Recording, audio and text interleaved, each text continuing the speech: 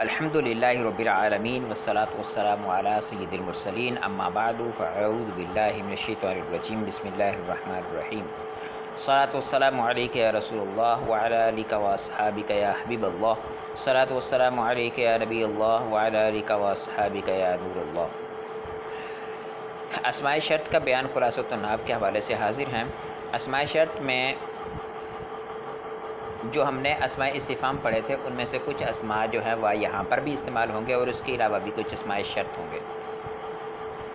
کہتے ہیں جو اسم دو جملوں پر داخل ہو کر یہ ظاہر کرے کہ پہلا جملہ دوسرے جملے کا سبب ہے اسے اسم شرط کہتے ہیں۔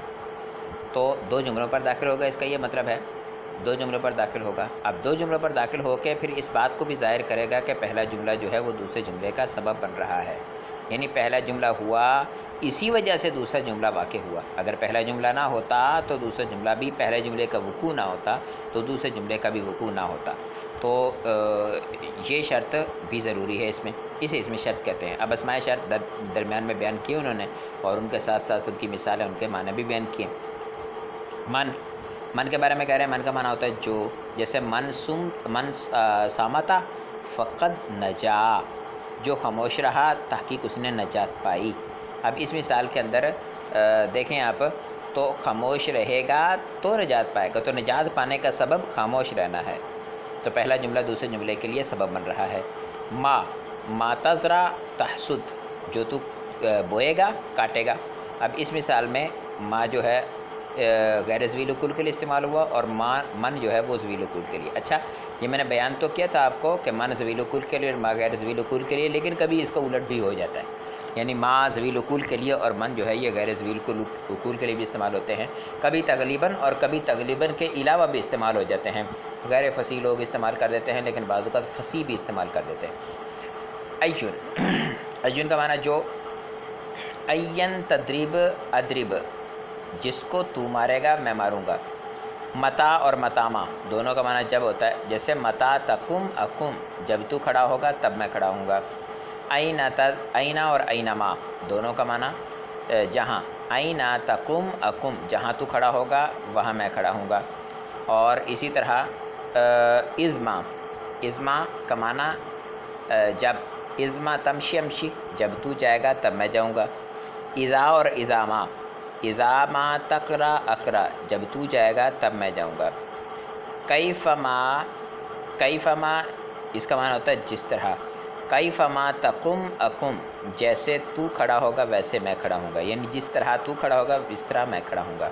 مہما اس کا معنی ہوتا ہے جب بھی، مہما تأتینی آتی کا، جب بھی تو آئے گا میں آؤں گا۔ اس کے بعد ہے انا جو ہے اس کا معنی ہوتا ہے جہاں، انا تذهب اذهب، جہاں تو جائے گا وہاں میں جاؤں گا۔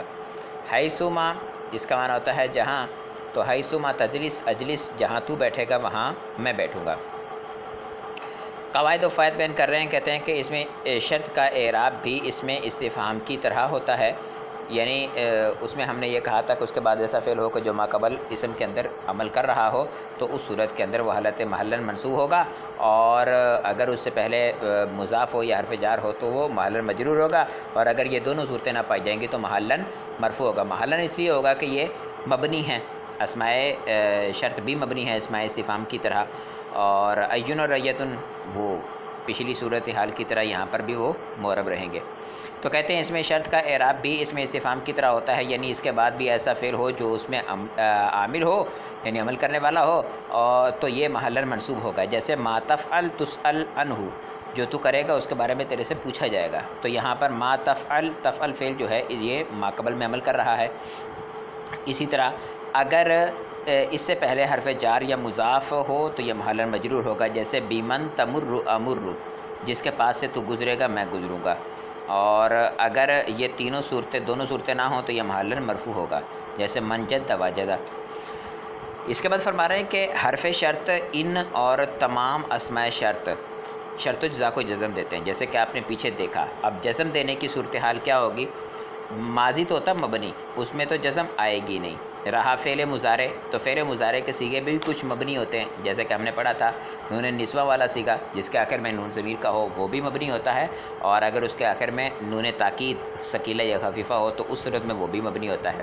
اس کے علاوہ ہوگا فعل مضارع اگر، تو اس میں یہ ہوتا ہے شرط بھی فعل مضارع، جزا بھی فعل مضارع تو دونوں مبنی، شرط فعل مضارع اور جزا فعل ماضی تو شرط مبنی، اور اگر شرط فعل ماضی اور جزا فعل مضارع تو دونوں طرح پڑھنا جائز ہوتا ہے۔ البتہ کہتے ہیں کہ اذا اور کیف ما کا ان کو جزم دینا شاذ اور قلیل ہے، ٹھیک ہے، تو اذا اور کیف ما جو ہے یہ جزم نہیں دیتے، ان کو جزم کے طور پر استعمال نہیں کیا جاتا، کبھی کبھی کو لوگ دے دیتے ہیں لیکن عمومی طور پر نہیں ہوتا۔ شاذ کی وضاحت انشاءاللہ آگے کہیں کریں گے۔ تنبیہ، کہتے ہیں کہ ان، لو اور اما یہ تین جو ہیں یہ بھی شرط کے لیے استعمال ہوتے ہیں، ان بھی، لو بھی اور اما بھی۔ جیسے ان تنصر انصر، اگر تو مدد کرے گا تو میں کروں گا، لو اجتہدت لفزت، اگر تو محنت کرتا تو ضرور کامیاب ہوتا۔ مگر یہ تینوں حروف ہیں لہٰذا انہیں حرف شرط کہتے ہیں، یہ تینوں حروف ہیں شرط کے لیے استعمال ہوتے ہیں لیکن یہ حرف شرط ہیں، اسماء شرط نہیں ہیں۔ آ جائیے تمرین کی طرف، کہتے ہیں غلطی کی نشاندہی کیجئے۔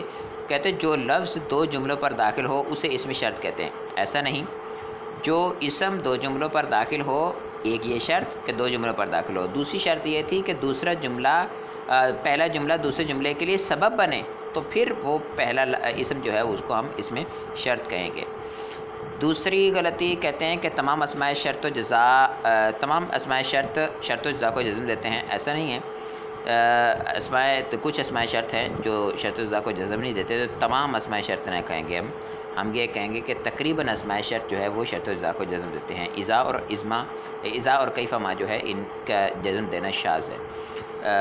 من، لو، اذا اور ان وغیرہ اسماء شرط ہیں، ایسا نہیں ہے، من اس میں شرط ہے اور اذا بھی اس میں شرط ہے، لو اور ان جو ہیں یہ حروف شرط ہیں۔ اس کے بعد کہہ رہے ہیں کہ جملوں میں اسماء شرط کا اعراب بیان کیجئے۔ اذا ما تجتہد تفز، جب تو محنت کرے گا تو کامیاب ہوگا، تو تجتہد اذا ما میں عمل کر رہا ہے لہٰذا یہ حالت نصبی، محل منصوب۔ اینما تذهب، اذهب جہاں تو جائے گا، اینما جہاں تو جائے گا وہاں میں جاؤں گا، اس مثال میں بھی اینما میں تذهب عمل کر رہا ہے تو حالت نصبی۔ ما تصنع، اصنع جو تو کرے گا میں کروں گا، تو تصنع جو ہے اپنا ما میں عمل کر رہا ہے تو حالت نصبی۔ حیث ما تقعد اقعد، جہاں تو بیٹھے گا میں بیٹھوں گا، حیث ما میں تقعد عمل کر رہا ہے تو حالت نصبی۔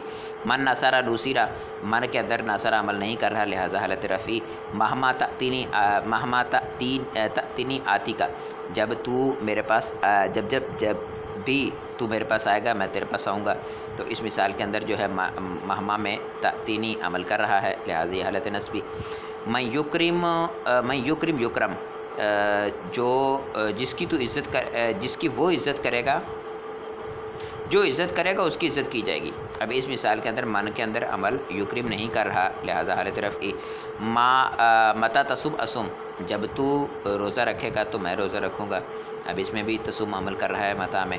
ای علم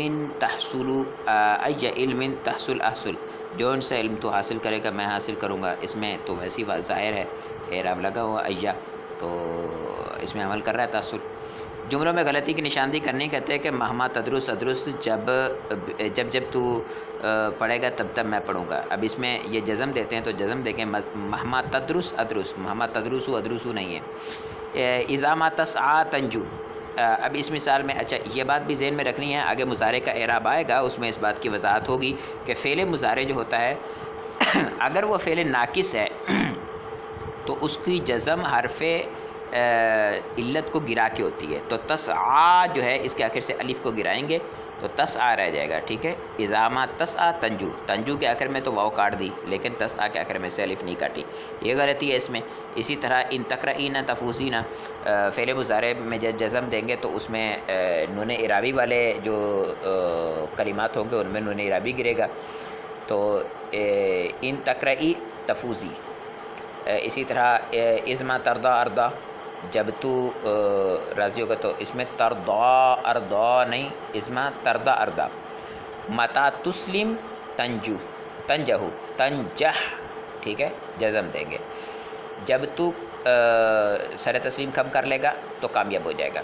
ای رجل تدعو ادعو، جس شخص کو تم بلاؤ گے میں بلاؤں گا، تو تدعو ادعو ہے، واو کٹ جائے گی دونوں صورتوں میں۔ اسی طرح ما تسمعو تقولو، ما تسمع تقول، ما تسمع تقل، تقولو کی لام کو ہم جزم دیں گے تو واو اجتماعی ساکنین کی وجہ سے گر جائے گی تو تقل ہو جائے گا۔ جو انہوں نے صرف پڑھی ہے وہ اس بات کو جانتے ہیں۔ من یظلمون یظلمون، من یظلمو یظلمو، جو ظلم کرتے ہیں ان پہ ظلم کیا جائے گا، نون اعرابی گر جائے گا ان صورتوں کے اندر۔ ہمارا سبق اختتام کو پہنچا اسماء استفہام کا، اسماء شرط کا۔ تو کسی قسم کا سوال، کوئی میری غلطی، اس کی نشاندہی آپ واٹس ایپ کا نمبر موجود ہے اس میں کر سکتے ہیں۔ السلام علیکم ورحمۃ اللہ وبرکاتہ۔